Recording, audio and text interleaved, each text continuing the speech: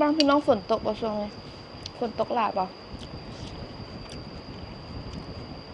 ก่อนหน้านี้น้องไปขายทุเรียนมาเนาะเกือบกลับบ้านบ่ได้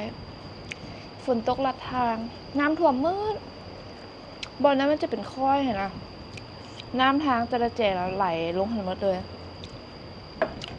ความว่าค่อยสูงเพียงแอวรถจักรบางคันก็แบบจนเพรถใหญ่บางคันก็จนแบบได้รถมาลากเอาไปแปลงเพราะว่าลุยน้ำแส่น้ำหันนะรถเพหลายคันเลยมื้อนั้นน้องหันกับบ่ฮู้เนาะน้องอีกน้องก็สิบืนไปต่อ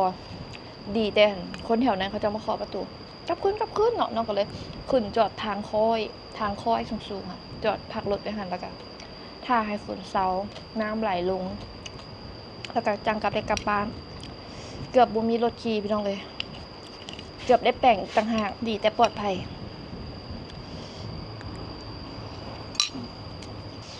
ป้าดคือมาคำใหญ่ให้ตัวไหนมาสิเข้าปากลองมากัน